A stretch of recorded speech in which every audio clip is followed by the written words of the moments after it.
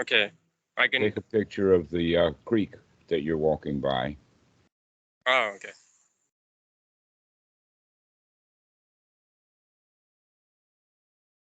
It's usually dry and empty, but because of the last few rainy days. Right. Rain season hadn't started yet. So continue on with the what go into the hall. Is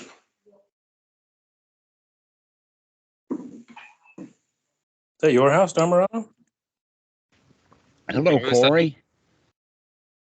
How's it going, man?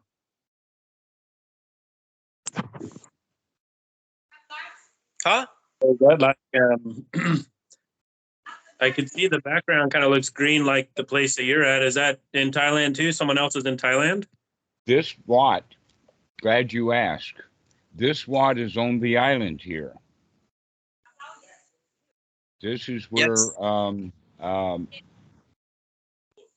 Cattle is staying, and he's been there for quite a number of weeks now.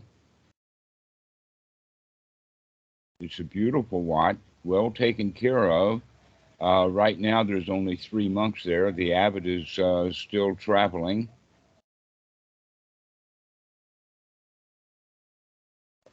And so we're going into the Dhamma hall now. Many Wats, by the way, have more than one Dhamma hall.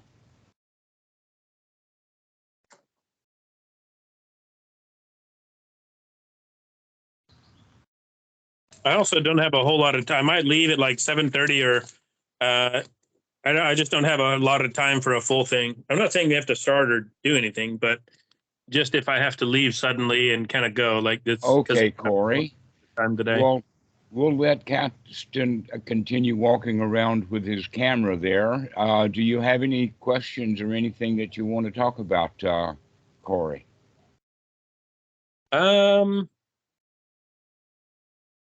I mean, like usually I used to talk about things that would be problems or difficulties that I have been having, but like as time goes on, you have less and less difficulties. So it's not necessarily that I want to talk about something that I've been having difficulties with, but I don't know. Usually, that's so much of what we talk about and communicate is because it's like I got a problem. You know, so you have the problem-based talking, and then you have maybe I just want to socialize and small talk, and then there's another section too, in between small talk, and then so I guess it would be kind of fun, exciting, right? Not like they really need to. Well, go ahead, tell me. Everyone in spirituality enjoys talking about. It's like the enlightenment thing, right? The change of identity or change of mindset, or I guess I hesitate to say goal, but there is some kind of experience of, well, it's not always personal identity, but there are basically changes that happen as a result of practicing and realizing and seeing things. So yeah, like basically like I'm at the beginning or middle, whatever you want to call it, but I've been practicing, maybe the end too, if I'm being confident. But I've been doing it for a while, right? But I haven't been doing it for 20 or 30 years. So if you want to share like kind of like your life, because you've had very serious practice, you've done a lot, and kind of tell me what it might look like after 10 or 20 years of me down the road, in terms of like, what's that, like, what's it look like when, because in the beginning, you go up and down, and then eventually you kind of, it's not maybe a plateau, but things stabilize. And that's where I'm kind of at. And so I'm kind of wondering, what's over the horizon, what comes later on, if anything. All right.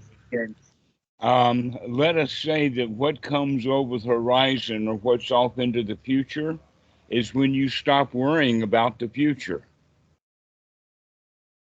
That what you have right now is okay. That this is actually the teaching, and it is every time that you practice correctly, immediately fruitful. And that what you're saying is that in the beginning, you only got fruitful occasionally, And now you've gotten it so fruitful that you don't really have any more problems at all, but you're still speaking from a position of dissatisfaction in the sense that you're still wanting more. Now, here's kind of the thing that we have to understand is that almost all of us have a frame of reference or a point of view that comes from our society, that we were trained this way our whole lives. And we can, for this conversation's purposes, boil that down to just one word: incrementalism. Incrementalism means that you're going in a direction, making some progress towards that direction or towards that goal. And that most people approach Buddhism that way. In fact, that's the kind of questioning that you're asking. Okay? And so the end goal then would be when we stop incrementalizing and just be there. So, the teaching of the Buddha, there's a secret to it. And that secret is his main teaching. He says in several sutras, I only teach one thing, and that is dukkha, dukkha nirodha. And what he means by that is if you can see that dukkha, it's either swallowing you whole in a sense of a misery or a pity party, or it's all over you in the sense of worry, or there it is in the sense of a bit of discomfort, or there it is a mile away, and that's wisdom. But the whole point is to continue to be able to see dukkha so that we can be rid of it immediately. It's not an incremental kind of thing, but rather it's an immediate thing. So if you're practicing correctly, as you're practicing, you're changing those unwholesome thoughts into wholesome thoughts and getting the benefit of that immediately. You can actually continue to think along the same lines. An example of that would be that we're working on the website and we can say, oh gosh, we got so much to do. Oh, I've got to go do this and I've got to go do that, and oh, this is so much work. Or we can think about the website in the sense of, wow, it's looking good. Wow, we've got it. Wow, this thing is working. Okay? And we're thinking about the same kind of things on the website, but the attitude has changed from it's a big deal into, oh, there's nothing to it. And so this is what we have to practice, because we have been practicing our whole lives, oh, it's a big deal. We can't swallow it whole.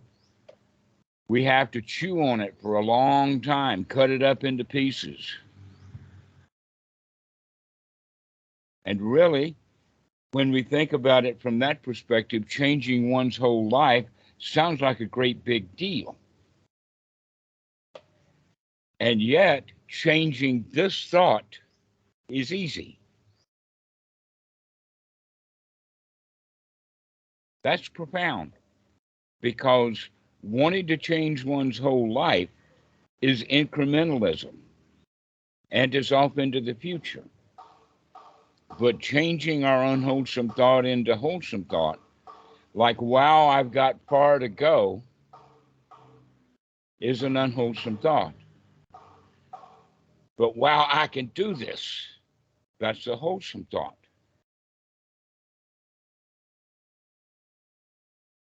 Now, there's places in Buddhism when they get to the point of saying no thought at all, and a lot of people who have no trained mind will try to get something that they can't get. That some things require some training.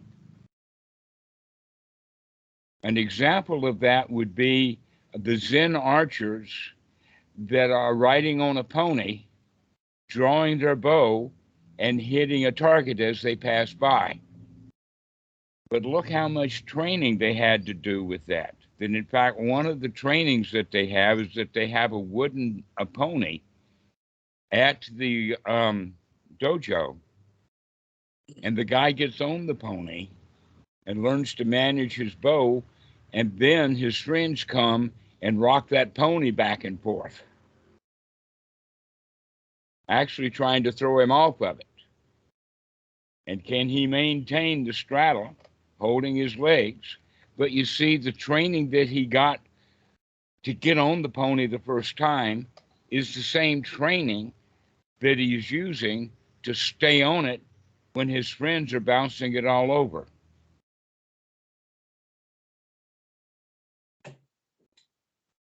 Well, hello, Anne. We're talking about the Dhamma in two frames of reference. One is immediate and the other is incremental. And our style, our culture, our system has to do with incremental, that we see projects as great big things and we can only do a little bit of it at a time. And basically the teaching of the Buddha is completely different than that, in the sense of instead of looking at a project as a big project that has a whole lot of stuff to do to it, we can see that in fact there's nothing to it, just this one little thing. The example that I used was changing one's whole life is a great big thing, and we can only do that a little bit at a time.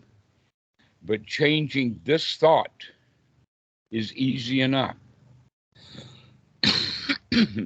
And that's the goal right there. The goal is to change one's mind.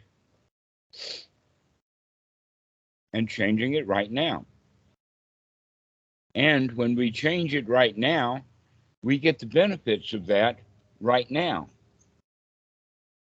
So when we're thinking about a project, instead of thinking about it, worrying about it in the sense of, oh, I got to do this and oh, I got to do that, and see it as a whole lot of work to do, we can look at each aspect of that project and say, oh, we can figure out how to do that.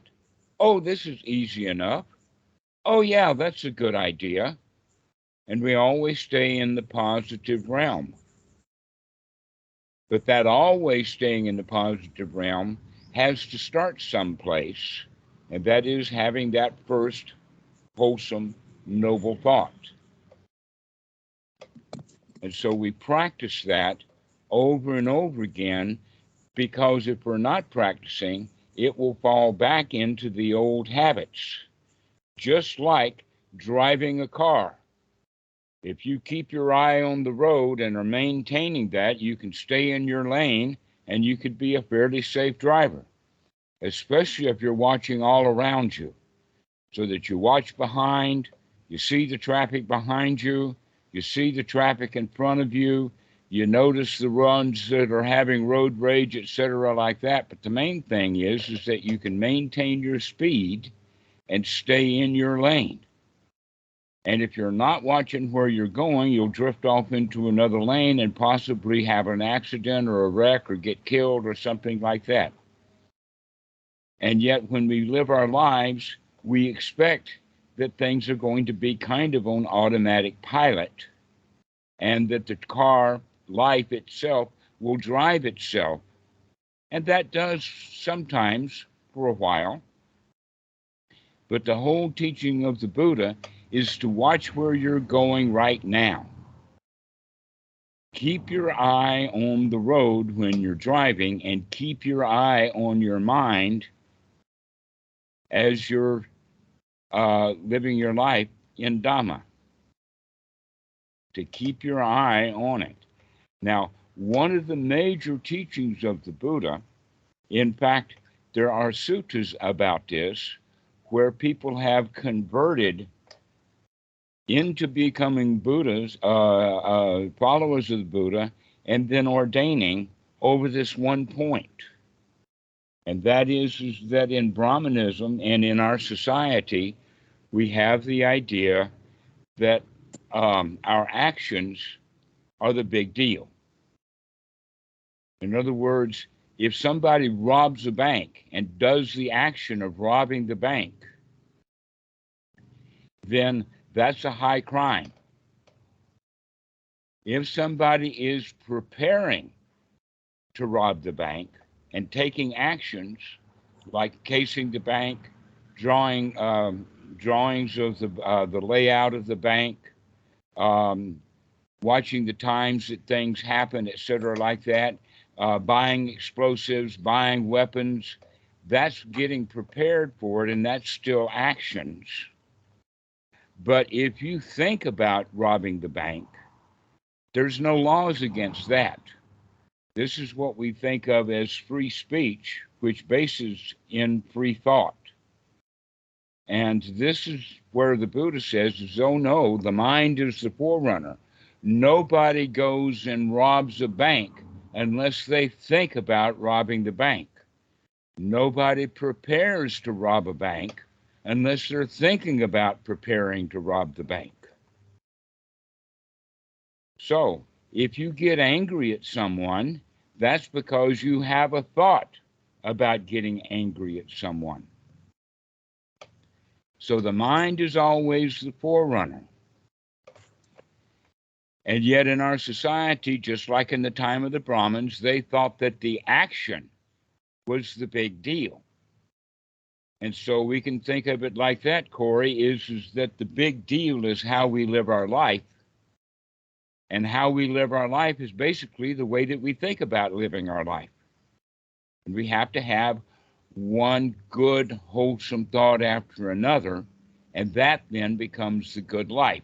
One wholesome thought after another. Yes, Anna, go ahead. From my experience, people get angry not always when they think. They get angry before they think. Actually, that's not the case. No? That always, let us say that the cup fell on the floor, and then we get angry. All right? So we already have the pre-thought position of, oh, cups should not fall on the floor. And so that's part of the Sankara. That's part of the rule system that we already have built up. Cups should not fall on the floor. And so when we see the cup falling on the floor, there are thoughts of, oh no, it's going to fall on the floor. And then when it does hit the floor, that's when the explosion of anger happens. But there was a lot of stuff going on in the mind before that. This is why the Buddha talks about the mind being the forerunner.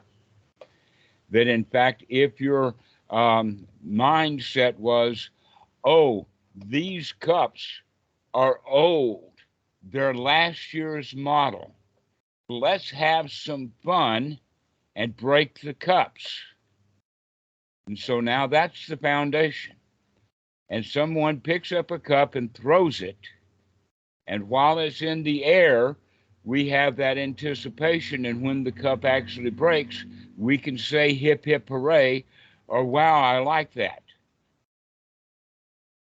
So anger, you're saying, is thoughtless, it just comes up, and the answer to that is yes, but it springs from a basis.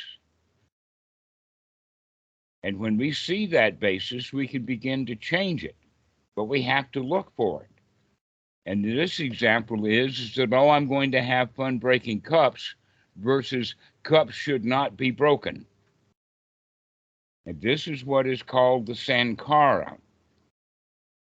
And that the Sankara are past all of those rules and regulations then have an effect upon or have causation for our perception.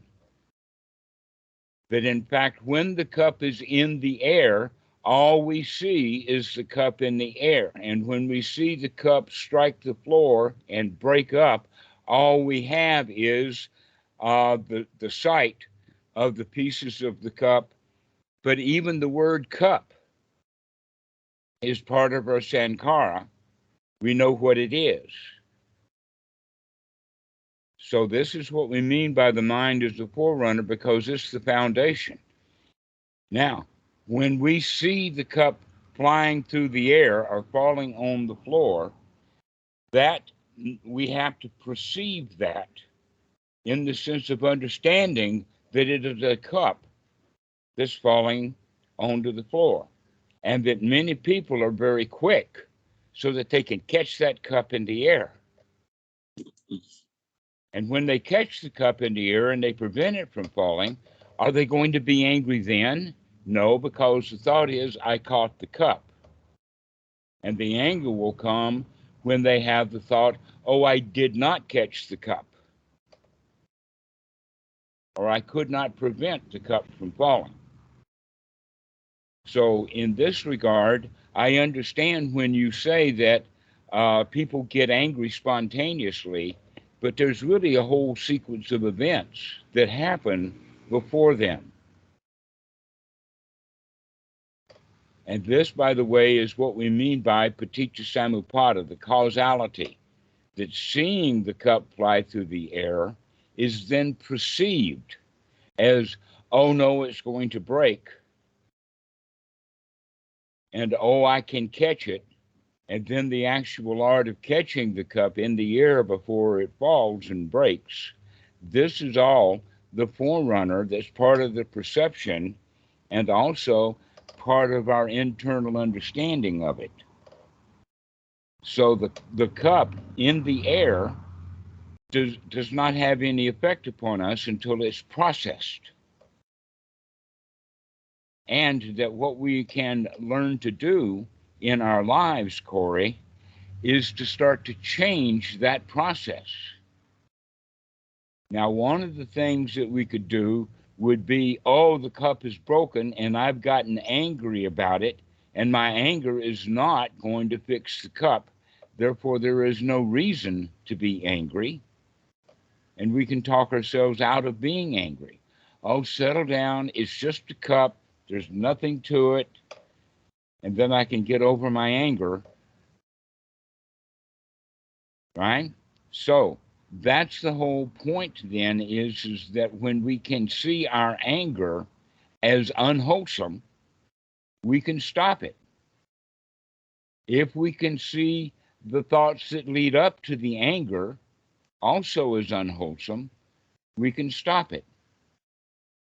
Now, in the situation of just sitting, practicing anapanasati, that's when we can begin to really look at those thoughts. Thoughts about doing something, thoughts about cups falling on the floor, any of those kind of thoughts. And the question is, can we now change them into wholesome thoughts?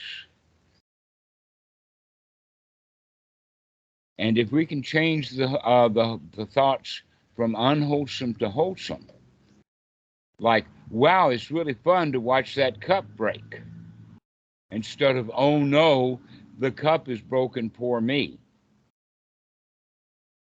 So these are the kind of thoughts that we have. If we can have wholesome thoughts, then the anger won't come up. The anger will always come up because of unwholesome thoughts. And as you were saying, you're changing, so that the likelihood, Corey, of you getting angry now is nowhere near the likelihood of it was 10 years ago.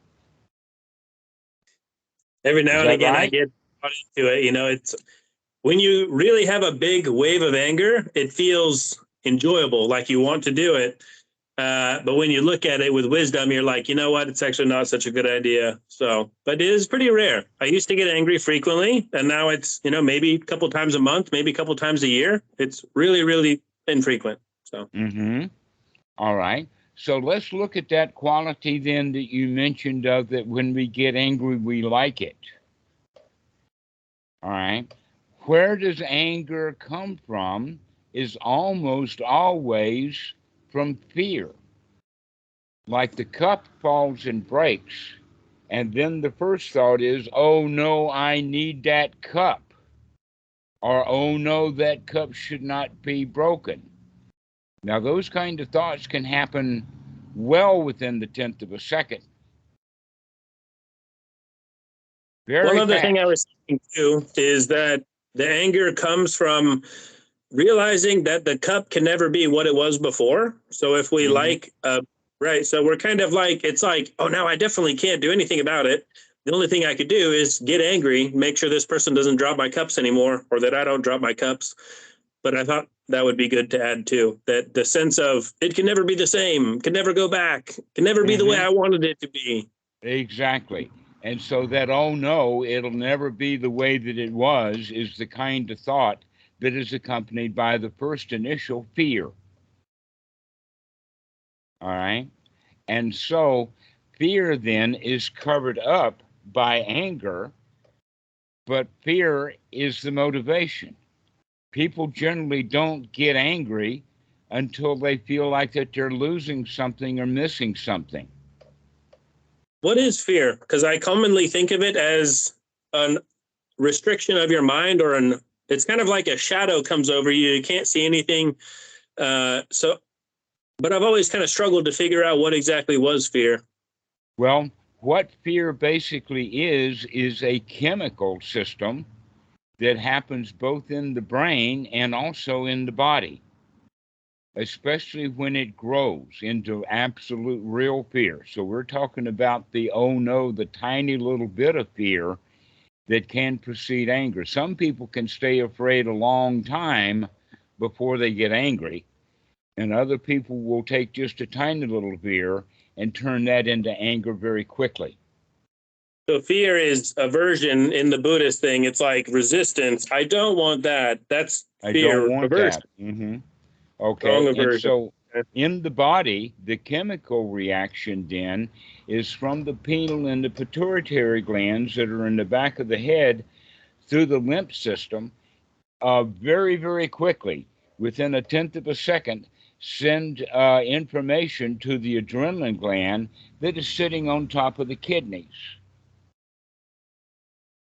Now, here's an interesting question for you.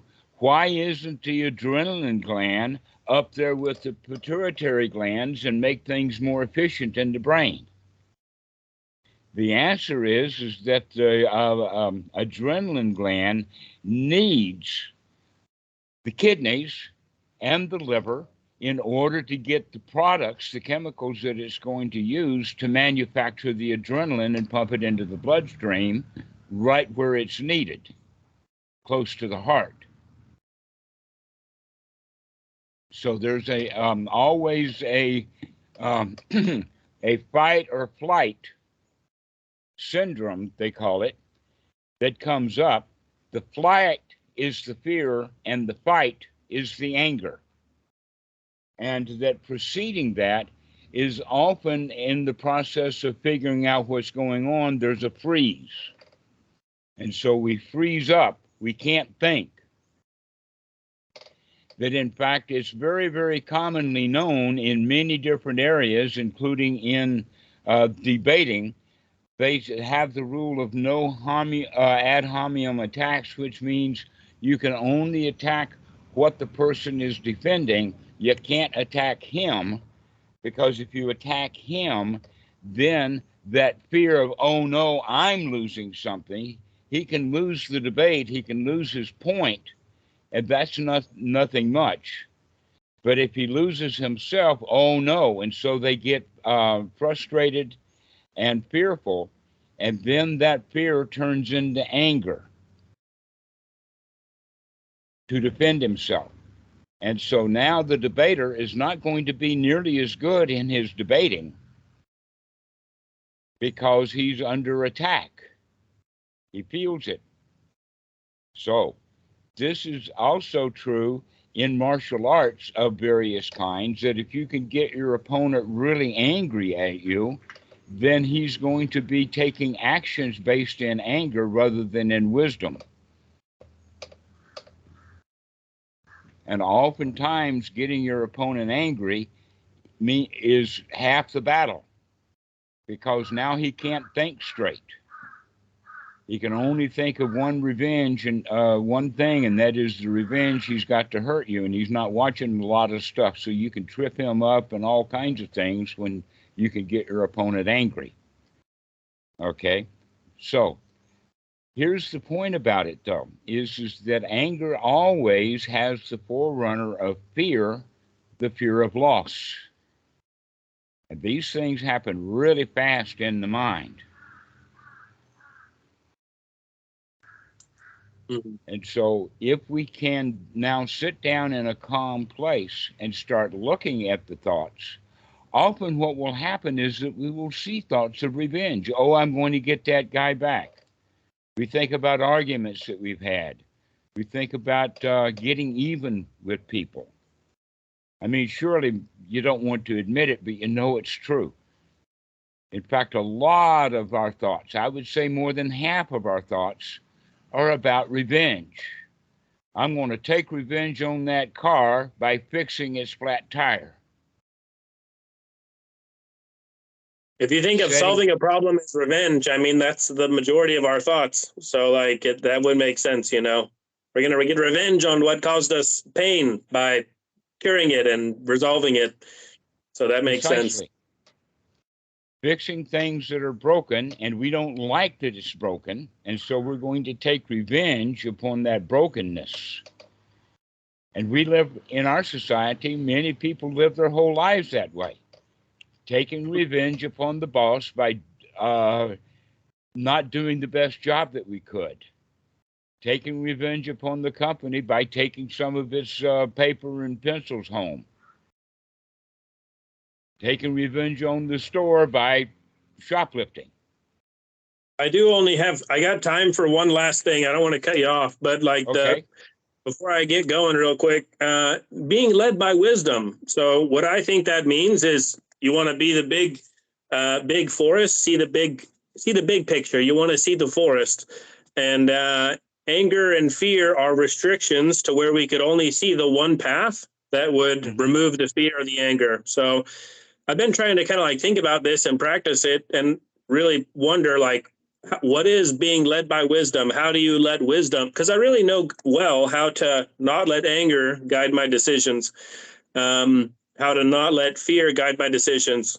Not letting desire lead your decisions is quite difficult, but I'm getting there. And having wisdom guide all of your decisions seems to be the most difficult. I haven't quite figured that one out, but let me know what you think. Let's go back to the desire. If you can see the desire when it comes up, and often desire is a form of revenge. I'll feel better if I get what I want. And so we take revenge to get what we want. We're trying to set things straight. That's what the word vengeance is. It's the same word as justice or getting even. And so when we want something, there's a sequence of events that happens in the mind. It also happens very quickly. And the first thing that happens is, oh, I like it. I want that to be true because I would like it. So the liking then becomes wanting. Oh, I would like for it to be true. I want it to be true. And then the next step is as though, oh, I would like it to be true. Therefore, it has to be that way. I need it to be true.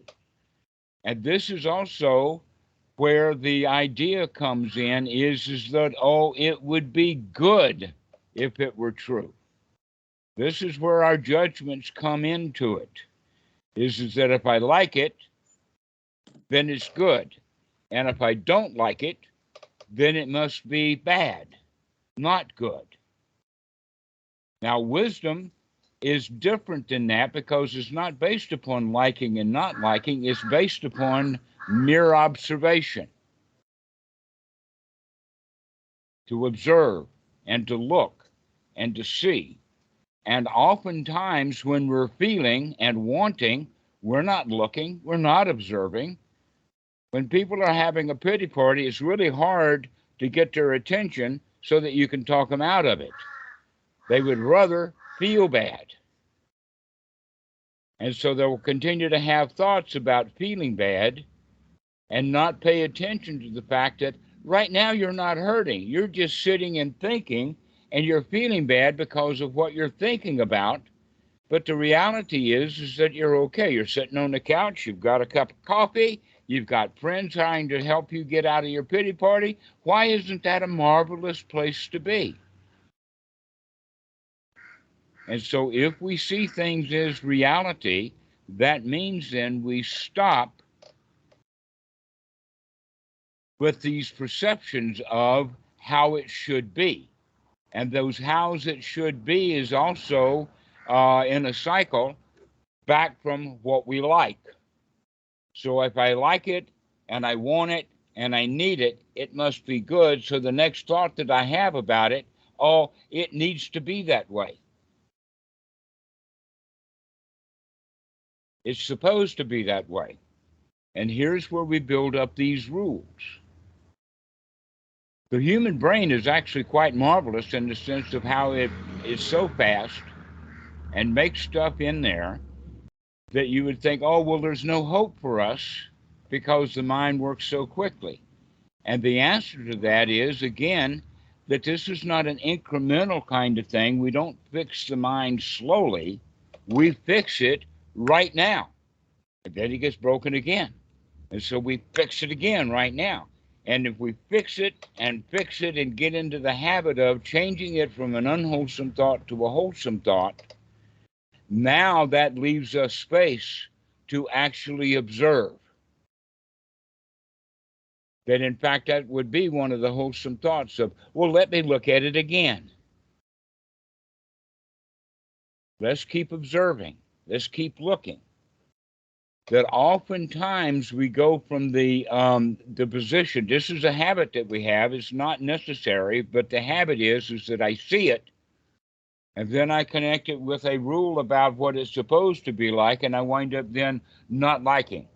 See, think, feel. See, think, with the rule, perception, which leads into the feeling. So if we can interrupt that by saying see and not think about it, but just see it again, or see, think, but then go back to seeing again, so that we get into the state of seeing and seeing and seeing and seeing. So let's go back to that cup dropping on the floor. That it was right here, I saw it fall, and in the mind, this is how fast the mind is, it makes a trajectory of where the cup is going to go. Because of based upon, I can see this, and then I can see that, and then I can say it's going to be over here. And so I'll put my hand there and catch the cup. Another example then would be baseball. That the baseball player, number one, throws the baseball, and then the catcher is watching that ball flying through the air at 100 miles an hour and can reach up, stand, move, catch that ball within a very, very short period of time, and then the audience is all aghast at how marvelous he is. But really, it means that he is looking at that ball, planning its trajectory, and then catching it. This is a skill to be developed. But if that same baseball player goes out on the field right after his wife and he has a great big fight, then the ball is in the air, he has a thought of his wife, he sees the ball again, he has a thought of his wife, and then he misses the ball when it gets to him. That good athletes, in fact, make good Dhamma students because they can watch and watch and watch and keep their mind watching and seeing the trajectory, as opposed to doing a little bit and then making a rule or bringing up a rule about how it should be, and then having a feeling about it's not doing the way that I want it to. And so this is the way that we can gather wisdom, is by stop talking to ourselves so much about what it should be like and see the things the way that they really are. An example would be, here I am laying in bed thinking about getting up and going to work. Oh, I don't want to go to work. Oh, let me have a few more moments, etc., like that. And then the Anapanasati student can say, wait a minute, I'm not at work. Why am I thinking about work? Why don't I lay here thinking, instead of how marvelous it is to just lay here in bed, taking a deep breath and reflecting upon how nice life is. Oh, wow, this is good right here, right now. And so this is the whole point that I was starting at from the beginning, is to stop looking at life as incremental, moving from one place to another until we get to the final destination, and instead just have thoughts about how nice things are right now. That laying in bed, there's nothing to fear. So why are we fearful about going to work? We're having thoughts about it. The mind is the forerunner. If we're thinking about work, we're going to have feelings about work. If we stop thinking about work while we're laying in bed and start thinking about how nice it is to lay here in bed, then we've got it right there. Yes, Anna, go ahead. If things are not good, if you're sick, very sick, everything is wrong, what to do? Those are thoughts, though, and what to do about it is that start thinking about positive thoughts about the sickness. Oh, I can handle this. Oh, I'm going to get better. Things are going to be okay. Meanwhile, right now, I'm not that sick. I can at least have a happy thought about right now. Hey, while I'm sick, I don't have to go to work. I can just lay here in bed. And so thoughts about being sick are often unwholesome, and it keeps us sick for a longer period of time. An example of that right here, this is a real one, and that is that over time in old age, I'm beginning to have hip pain in the butt when I'm sitting up in a chair. And yet, if I want to get something done and want to get something done and want to get something done, I'll sit in that chair and ignore the pain until it gets too much. And then the thoughts of, oh, poor me, my hip hurts. But if I would pay attention to the pain when it's very small, I could say, okay, now is enough. Get out of the chair and give the hip a rest. And if we do it that way, then we don't have to put up with near so much pain. That in fact, most people who get sick because they do not pay attention to the little bit of sick and take care of it. They wait until they get really sick, and then they still don't take care of it. They wallow in misery about, oh, poor me, how sick I am, rather than having thoughts about, I can handle this, I can take care of this. And so Bhikkhu Buddhadasa actually talks about it in the sense that being sick is a marvelous opportunity to practice the Dhamma. Very beginners, they don't understand this, and it's very hard for them to practice having wholesome thoughts while they're sick. But once a student begins to practice having wholesome thoughts and can have those wholesome thoughts, then he can come out of that unwholesome thoughts about being sick. For instance, tired. Oh, the body is so tired. Let's give it the rest it needs. Oh, the body is sick in the sense of it's got pain in a certain place.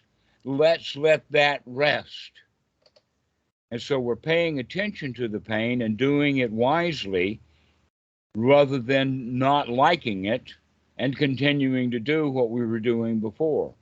oh, I've got to go to work. And so I get up and go to work sick, maybe make other people at the office sick also. But we're supposed to go to work. That's a rule. And so we will often have our rule systems override the reality. And the reality is that everything is okay right here, right now. That's the reality. Everything is all right. It's real. It's happening. If we can see that way, then we can marvel in reality itself rather than having rules about how reality should be and then feeling bad because it doesn't match up to our expectations. The reality is real. Let us enjoy what's real, and how we enjoy what's real is by observing what's real, rather than talking to ourselves about what you don't like about reality. Yeah, and you have to repeat it so many times. You have to really do it so many times because there's always this subtle background expectation, thought, feeling that this isn't good enough. You have to pile it on, like you have to repeat until you really feel like, oh, this is actually this is good enough. Like it's a real direct feeling. Mm-hmm. It's a direct feeling of everything is okay. It's a relief. And we're looking for that, giving ourselves that relief immediately. And when we're practiced well, we can gain that relief immediately. For beginners, it takes a little bit. I got to keep, I can find that relief. I've got that relief. Oh, finally the relief comes. Often the relief is based also with breathing. If we can take good, long, deep breaths while we're laying there in bed and saying, oh, it's so nice to have this air and I'm breathing and everything is okay and everything is fine, everything is hunky-dory. But then the thoughts will drift over to something else that you got on your mind, and that's associated with work. And now we're thinking about, oh, I got to get up and go to work. If we can see that and say, wait a minute, I'm not going to go to work in my mind right now. I'm not going to go into problems. I'm going to lay here and tell myself how nice things are right now. No problems need to be fixed right now. And so over and over and over again, like Kat says, is that we've got to keep coming back to everything right now is okay. That we don't have to go incrementally fix things, one little thing after another, and then we can gain the goal of being okay, that we're already okay. Let's just have thoughts about everything right now is okay. Can you please repeat about justice? Because somehow it's the same as the pain. Is it too much pain? It's not working. It's too hard. It's might be working, but it's too hard. The same as injustice. If it's too much injustice, it's not working. You kind of look at it and saying it's okay. It's hard to say.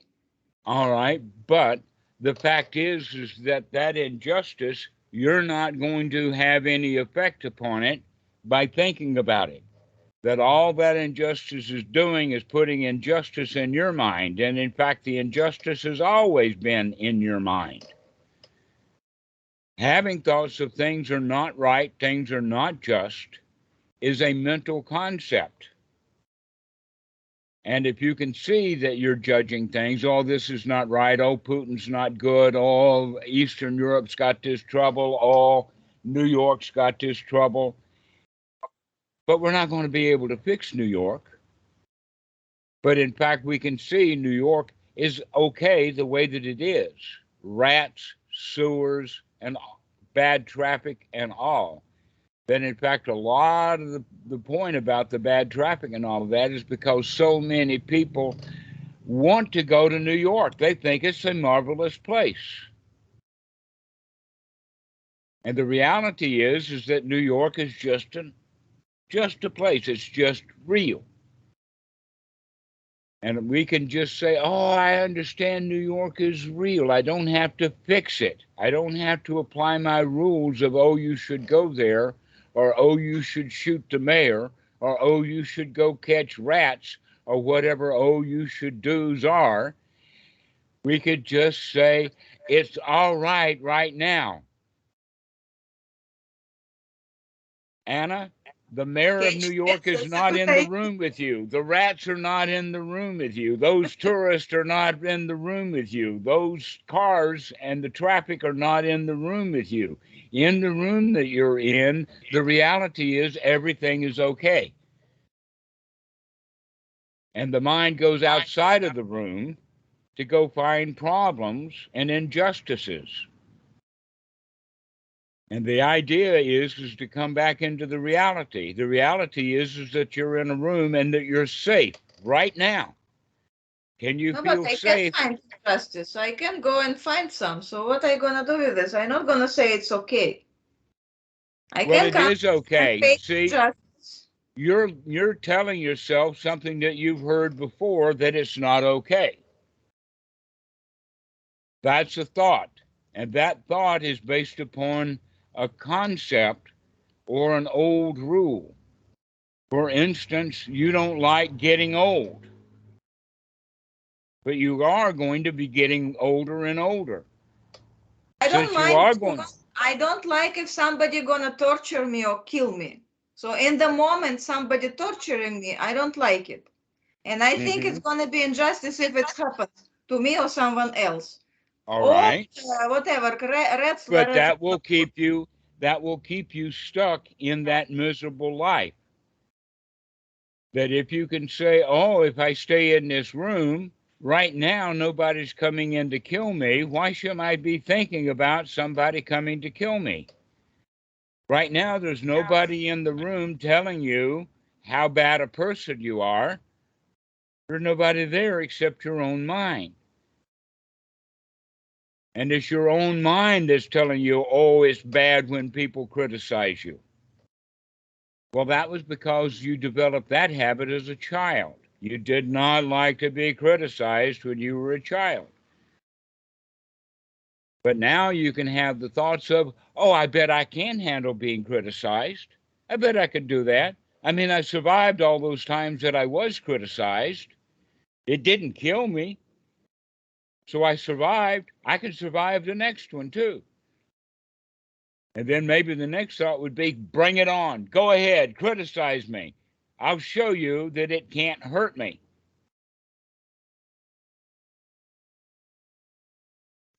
Go ahead, try to kill me. You can't find me. How could you possibly kill me if you can't find me? That in fact, that's the same thing true with criticism, that they're trying to kill you with their words. They're trying to criticize you. If that arrow hits the target, that's because you put that target up there. Otherwise, they're just shooting arrows off into the world. But you stand up and say, oh, it's me that's being criticized, instead of having the thought of, oh, they don't know who I am. They can't touch me. They can't touch me. They can't criticize me. It's torturing and criticizing. It's not the same thing. I'm not saying that I am the one who tortured. I'm saying that it's maybe as a poor option of the injustice. Well, let's come out of it being unjust and getting into the position of that's just what's happening. All right. You certainly have heard the story of Adam and Eve in the Bible, in the Genesis, that by judging, by noticing they had the knowledge of what was good and what was evil, and that knowledge of good and evil, that rule making, is why they lost their paradise. If you can stop your judgments, if you can stop your criticism, and recognize that their criticism is not your criticism. I wasn't going. Hey, Kat, can you turn your mic off? You want my keys?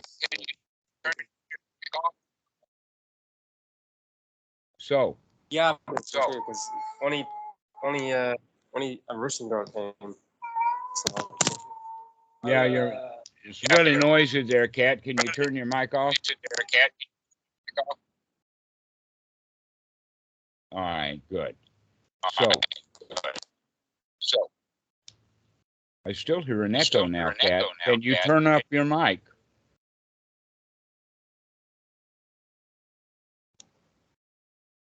Kat, can you turn off your mic? So I hear an echo back now. Anyway, Anne, let's get back to what we were talking about in the sense of the story of Adam and Eve. They ate of the fruit of the knowledge of good and evil, and that's what you're doing. You're talking about those people are bad. They're criticizing. They're angry. They're uptight. There's something wrong with them. And that's the judgment. The answer for you is yes, they're angry. Yes, they're uptight. Yes, they're criticizing, but that's not who you are. But when you say, oh, it's wrong for them to criticize, oh, it's wrong for them to be angry, now you're making the rules and you're trying to change reality. And the way to handle that instead is, oh, it's okay that they're angry. It's okay with me that they're criticizing. I'm okay. They can't touch me. I can stop judging what they're doing and be okay. Because my judging of them is not going to change them. It's only going to make you and me feel bad by judging, having the idea of this is what it should be. So we have the rule of, oh, the cup shouldn't fall on the floor is kind of the same rule as, oh, they should not criticize each other. Oh, they should not criticize me. I'm wonderful. I'm perfect. Why are they criticizing? And so we're off into our own little pity party right then and there. Instead of saying, it's okay that they criticize. That's what they're doing. That's real. Why am I fighting with what's real when I can just enjoy what's real? But this is why we want to change the mind from the unwholesome thought, oh, they should not criticize, into the wholesome thought of, oh, they can't touch me. They can't hurt me. I'm okay. I'm just sitting here in the room. And in fact, all those criticisms that I don't like, I heard in the past. They're not happening right now. And right now, nobody's criticizing you, except you thinking about it. And so we can stop thinking about being criticized. We can stop thinking about cups falling. We can stop thinking about the rats in New York and the traffic and all of that, and start thinking about what's real for you right now, that you're sitting there in your room and none of that stuff is happening. Isn't that marvelous? Isn't that marvelous? You don't have to deal with New York traffic right now. Isn't it marvelous? You don't have to deal with New York rats right now. Yes, but it's an easy prerequisite. The hard prerequisite, and you become a saint, and you go to cross. So you and the cross, and it's, why should you go to the cross? You are marvelous. I mean, that's what they do. Actually, let's do that. Let's play with that for just a second. This being on the cross is an analogy about Jesus being on the cross, right? It's an analogy to suffering, anyone, but it's right, Jesus exactly. About it. Yeah. Okay, but it's not just suffering; it was punishment. That in fact we punish ourselves. We hang ourselves up on the cross because of what we don't like. But let's follow this story just a little bit. And that is that Jesus went to Jerusalem for the first time. He had never been to Jerusalem before. That's very plainly stated in the Bible. And not only that, but he was dead in a week, hanging up on the cross. What happened? Well, he went to the temple, and he did not like the money changers. He did not like the bankers in the temple. And because of his not liking, he took an action. And they reacted to that by putting him on a cross. And so you can start living your life so that you can avoid being on the cross by avoiding not liking.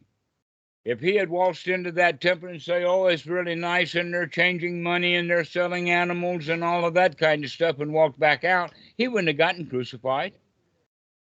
If he had gone to Caiaphas, the head priest, and say, hey, I bet you can make more money if you put those bankers out on the courtyard and have the whole temple to yourself.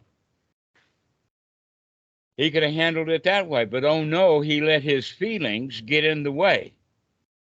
He did not like the bankers, and so he did something about it, and that got him up on the cross. And since then, all of Europe and the West has all been about this being on the cross, when in fact it was a really stupid maneuver that Jesus did that put him on the cross. So if you stop your own stupid maneuvers, you're not going to get strung up. What were our stupid maneuvers are based upon our liking and not liking, just based upon a set of rules that we have made up. And when you can see, oh, I made up a rule that the temple should not have money changers, and I can drop that rule and mind my own business. And so when somebody criticizes you, instead of enforcing the rule, thou shalt not criticize me, we can say, oh, they just made a rule. Let them criticize, because they can't touch me. I refuse to feel bad because they criticize. So all of the problems of the world, Anna, are really not in the world. They're in your mind, in the sense that you don't like it. And when you can come to the point that whatever is happening, that's okay with you, then you do become the saint. But real saints don't get strung up. They don't get crucified. It's ordinary people who get crucified because they're trying to fix things that they think are broken, whereas somebody else may think that's the right way to do it. Oh, it's good for me to criticize you.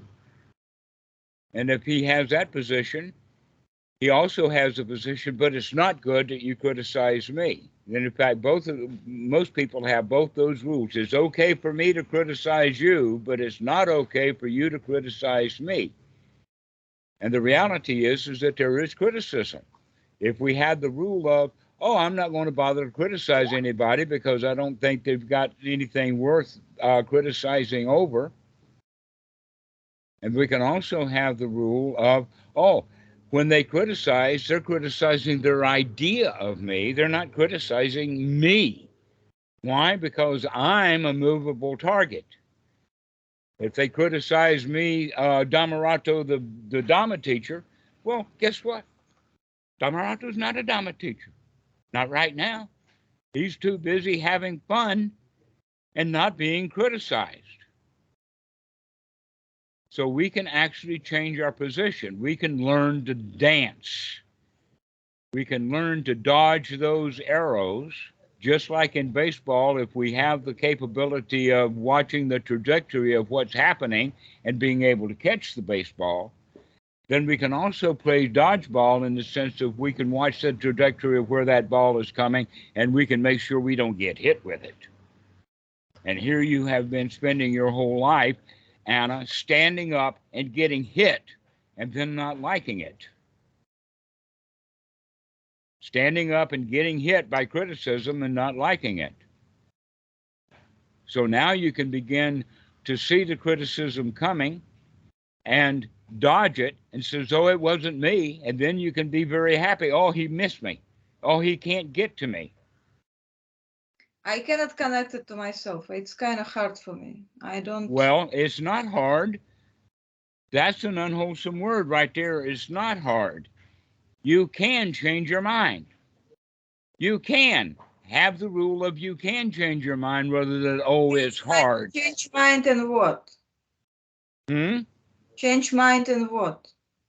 To change the mind from, oh, it's hard, into, oh, it's easy to change my mind. It really is easy to change the mind. I mean, the mind's jumping around all the time, so wherever it lands right now, you can change that. Yes, it is. It's not a problem, yes. Yes, it's not a problem. Not So really. it's really, It's not a problem, but problem is about injustice. I will be back to injustice. It's not a problem. all right, but the Should I injustice is a change my rule mind in about your mind. The rule about injustice is in your mind. You can change that from the world is not just into the world can't touch me. But I don't care about me. I care about like poor dog, or I don't know, Jews in the Holocaust.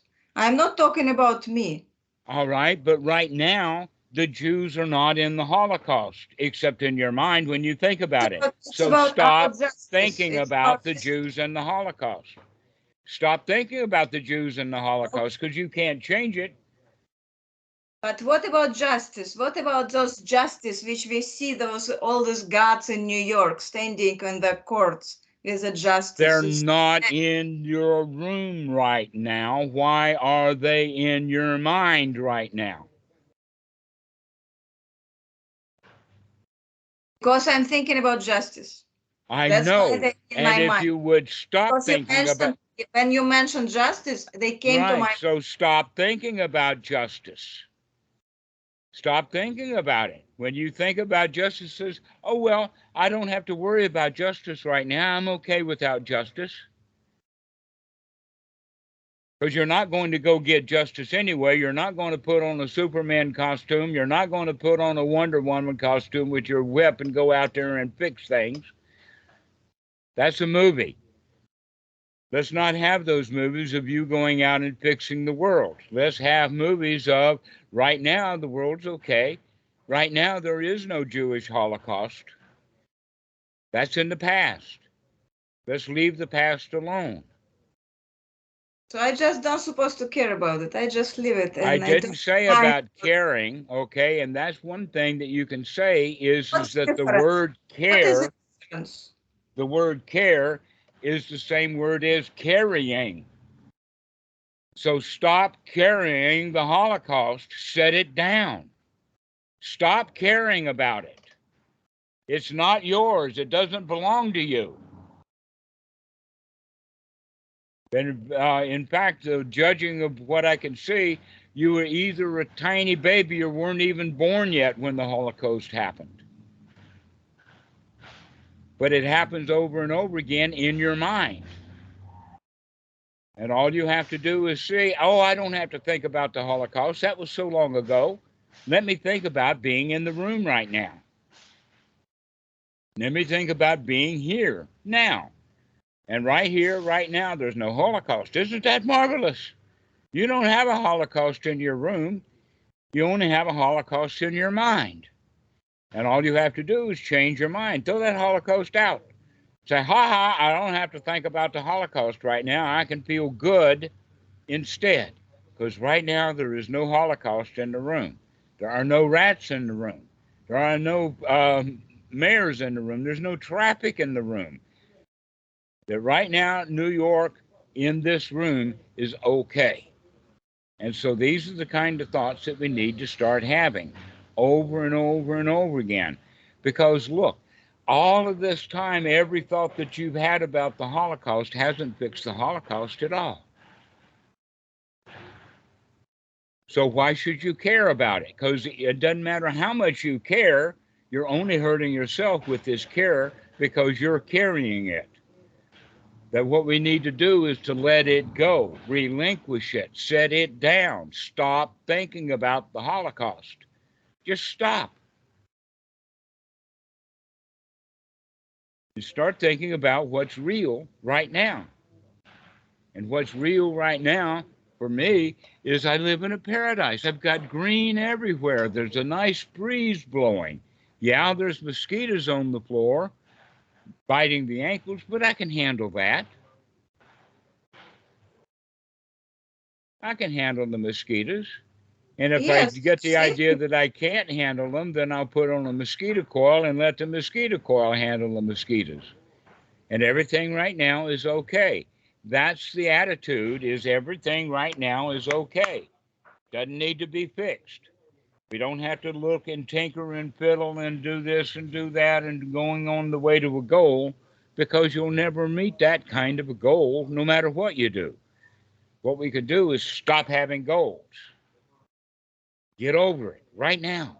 Stop thinking about the Holocaust. Stop thinking about all the injustice, because you're not going to fix justice. You're just not. I mean, look how many judges and police and courts and lawyers and prosecutors and defense lawyers and newspapers and all of that are all trying to find justice. And what happens? They wind up being unjust with each other.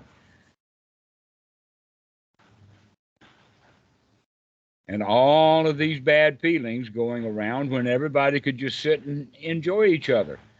The prosecutors and the defense lawyers and the crooks and the cops and the judges could all just sit around and say, hey, everything's cool. But they don't. They're looking for justice. Then, in fact, every criminal out there does every criminal act as revenge, trying to fix justice. And so when we stop looking for getting justice and start recognizing that things are okay right now, injustice they are, that's all right.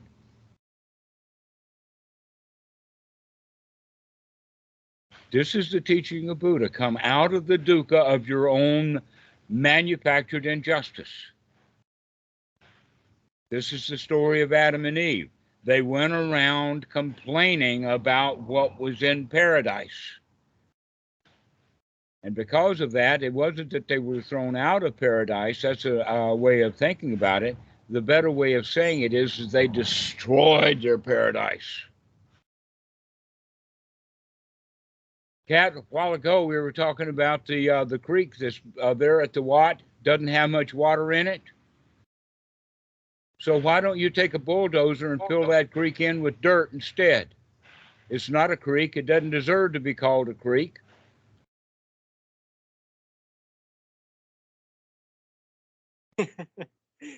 You see where I'm going with that?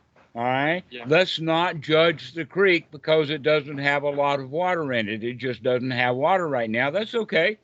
It's okay like it is. I'm sure it will be like overflowing river soon when the rainy season hits harder. Right. It'll be there. Right there. Yeah. What's that bulldozer going to do and what all that dirt's going to do when the creek is all filled in when the water does come? You're a step ahead of me on that. Yeah, right. Then the whole Wat's going to get flooded because you didn't like it because the creek didn't have a lot of water in it. Then, in fact, that's what we do in real time. We make things worse by trying to fix them. When I was, one of the jobs that I had when I was in college was repairing electronic equipment like amplifiers and tape recorders and all of that kind of stuff. And I remembered one time they didn't keep this on the market for a long time because all the technicians had it. And that was that there was a mid-follower kind of a cathode. And if you put your probe on that transistor to check it out to see if it was working correctly, you would destroy it.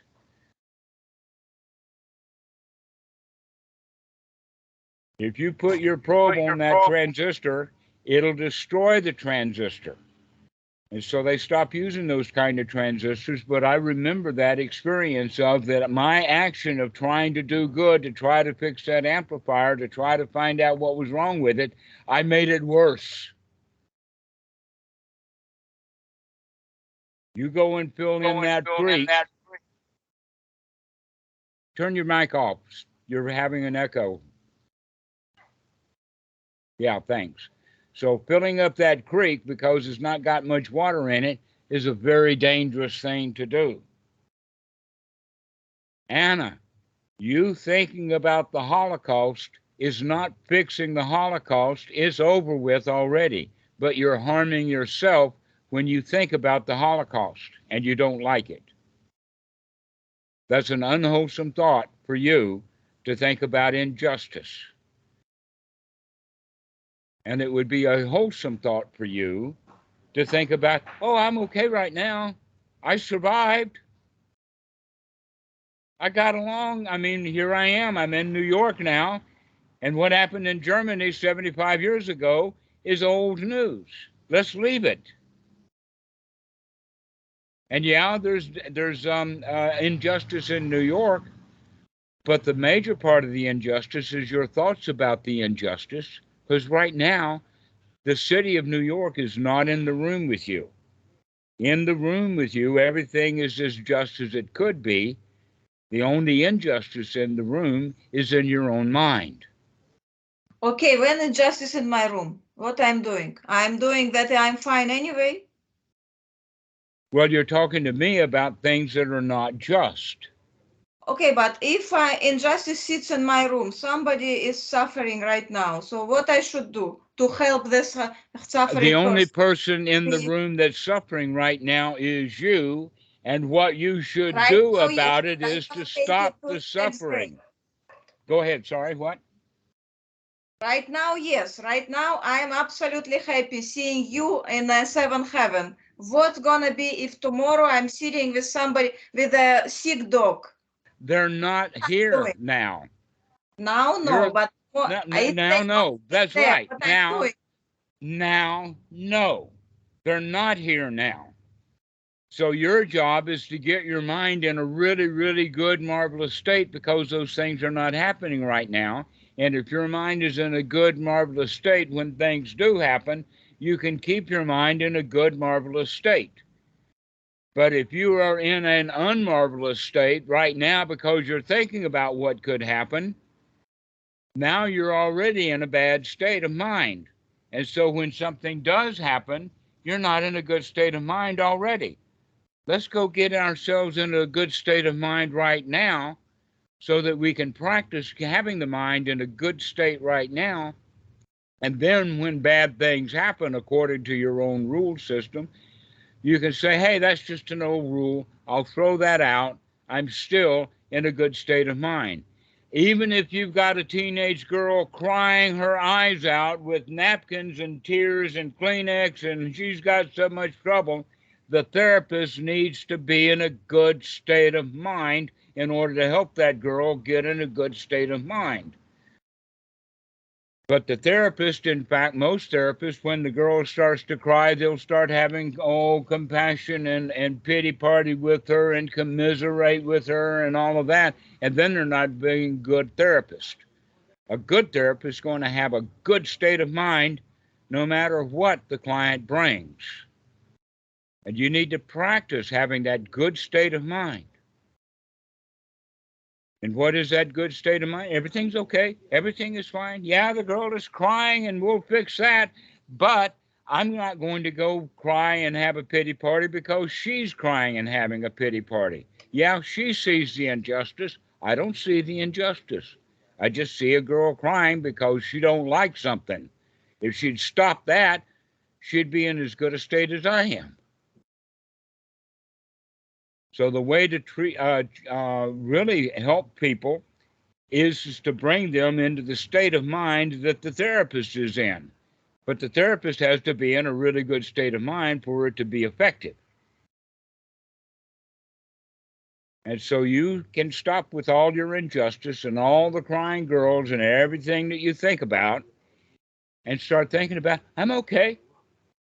I survived. I'm all right. I'm still breathing. Everything is okay. Or in my case, the butt's hurt, but I'll get it rest soon enough. As soon as this call is over, I'll go lay down and everything's going to be just fine. And so this is the attitude. This is why the Buddhism that the Buddha taught, the real Dhamma, is dukkha, dukkha, nirodha. See that dukkha. See that you are complaining about things being unjust and stop. Stop complaining about injustice and start enjoying that you can handle it.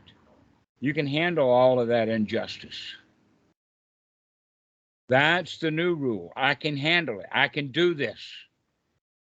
I can sit here and not be afraid and uptight and angry because of all the injustice in the world. I can sit here and enjoy it. My dad had a phrase, one of the very best things I think that I ever got from him was the little phrase that he says, and by the way, he was a laborer. He walked. He did pipe fitting. He was active. He was a muscle man. He was short and small, but he was strong, okay? And what he said to me, and what he in fact said a lot of the time, he says, work, I'm not afraid of work. I can lay down beside it and go to sleep. I'm not afraid of work. Now, isn't that marvelous? Most people are afraid of work. They don't like to work. But my dad said, work, I'm not afraid of work. I'm not afraid of it at all. I can lay down and take a nap right beside the work. So, can you do that with injustice? Yeah, the world is unjust, but you're not afraid of the injustice. You can lay down beside it and take a nap right beside all of that injustice.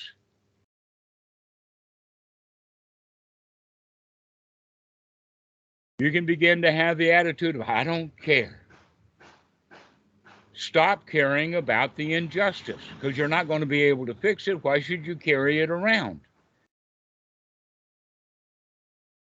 This is what in the Pali referred to as the upadana, of carrying it around, grasping, clinging, hanging on to, carrying it around. And the teaching of the Buddha is to let it go, drop it, relinquish. Atamayata. I'm not going to have anything to do with that Holocaust. It doesn't belong to me. I'm not going to have anything to do with the rats in New York. They don't belong to me. I'm not going to do anything about the traffic in New York. That's not my problem. So that's the attitude that we begin to have, is stop carrying stuff around. Atamayata. Just drop it. That's why this whole teaching of the Buddha is not incremental. You don't have to take a little piece and throw it out, and then take another little piece and go and throw it out, and then go get another great big piece and put it on. No, we just take whatever's there and throw it all out. Just drop it. Just relinquish it.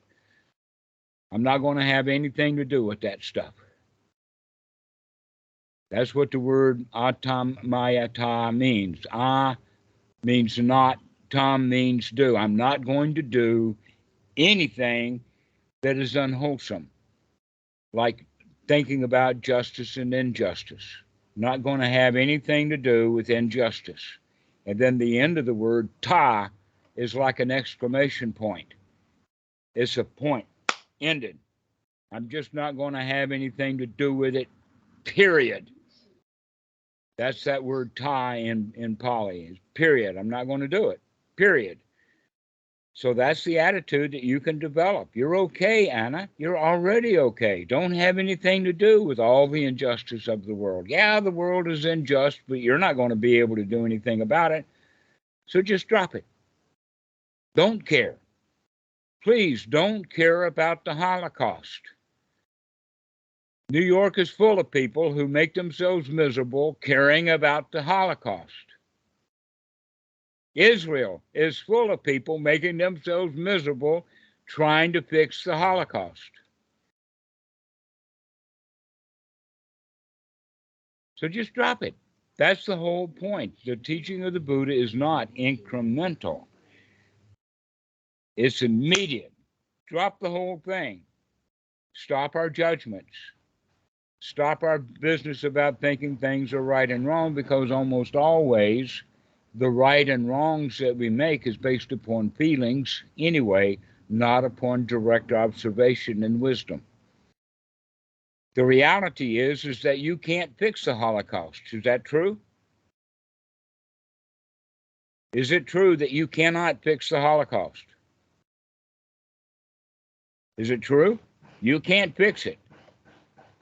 I want to hear an answer. I want to hear a yes, I cannot fix the Holocaust. Holocaust, I can't fix, but okay, so you cannot fix the Holocaust. But anyway, it's just the part that you said I just can rest in between, really good. So it's just, this is a point. I don't want to argue right now. Okay, great. I can say something, but it's I want you to agree with me that you can't fix it. If you recognize that you can't fix the Holocaust, then why do you carry it around? There's a story in the suttas. What's her name? Gautami, and she had a baby, and the baby died, and she didn't like the fact that her baby died, and so she carried that corpse around, going to every doctor and every magic person that they could to get it fixed. And she carried that dead baby's corpse to the Buddha. And what the Buddha gave her, she got confused thinking that he was going to do magic. And he says, you go get an anise seed or a mustard seed from 10 houses that have never had any death. And she could not find even one house that would say, oh, you can have an anise seed here because we've never had anybody to die. The only houses that have nobody to die is the empty houses, because everybody already died, right? So that's for you also, is to recognize that a lot of people care about the Holocaust and nobody can fix it. And pretty soon, just like Gautami, you will stop carrying the dead corpse of injustice around.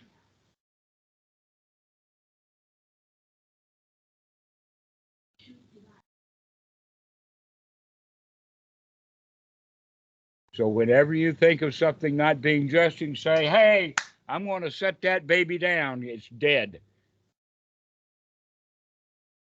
And you can have some good, happy thoughts instead.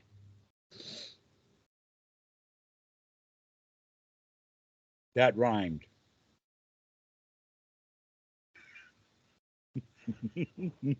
I was listening story today about a Vietnam veteran.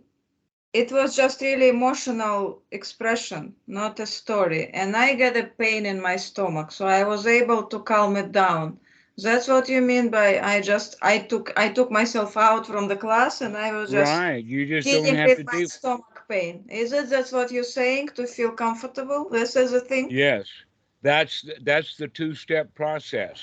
Is that if you can handle it, you can just throw it out. If you can't handle it, like somebody having a discussion in a classroom or whatever, and you don't like what they're talking about and you can't deal with it, then the right thing to do is to get up and leave.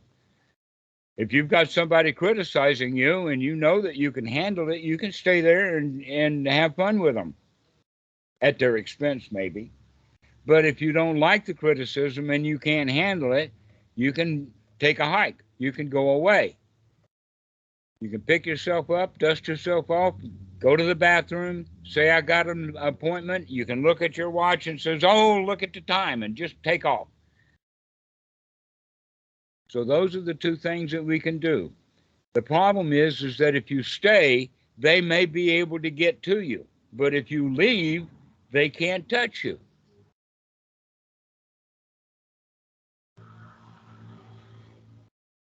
They can't touch you. And since you know now that you cannot fix an old dead problem, why carry it around?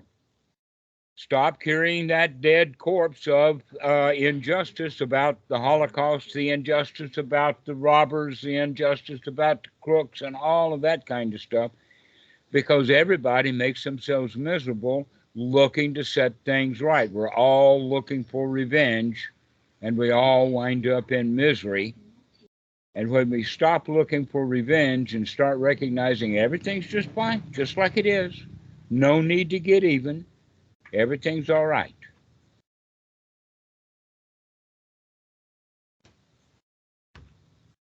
Everything's okay.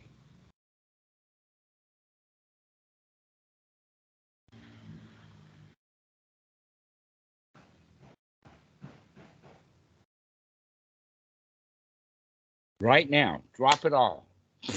Yeah, we'll pick it up later, but when we see that, we'll say, yeah, I'll drop it again. Throw it down. So anytime you catch yourself thinking about the Holocaust, you can say, that's over. I don't have to carry that one anymore. I can set it down. I can be happy even though the Holocaust happened.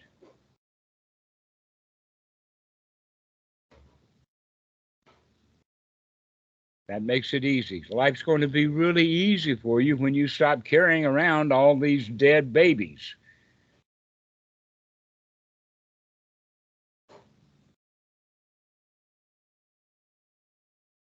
Everything is already okay. The only problem with the world is people want to fix it. They don't like it the way that it is. They want to take revenge. They want to fix things. And you could just be happy. Don't worry, be happy. Don't worry about the Holocaust, be happy. Don't worry about injustice, just be happy. Don't worry about the rats in New York, just be happy.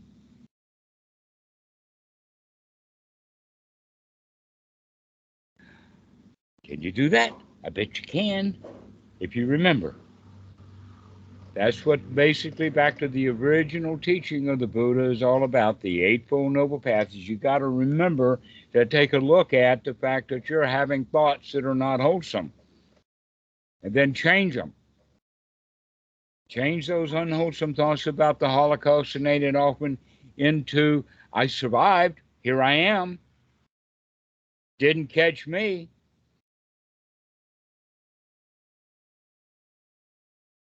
Holocaust can't touch me.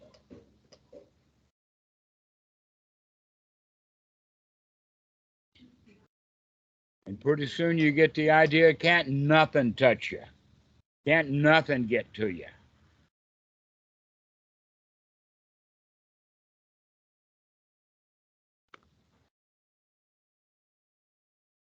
So this is the way that we practice. Is you can't touch, you can't get me. I can drop that thought and I'm okay.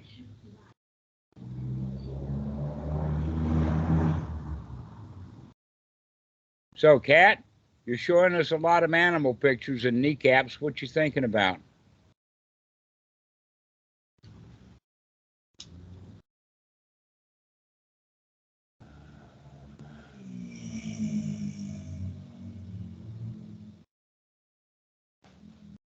Anna, do you have any comments?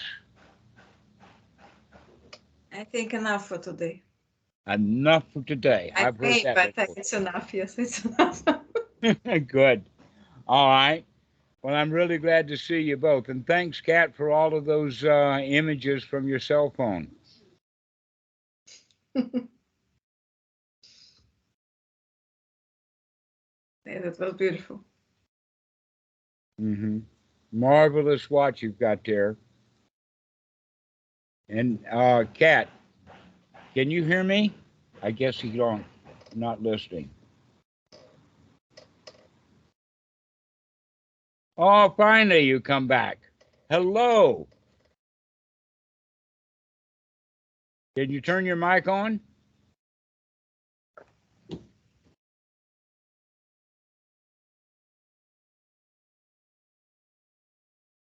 I guess not. I guess he's really not listening. All right, Anna, enough for today. Kat, your mic is not on.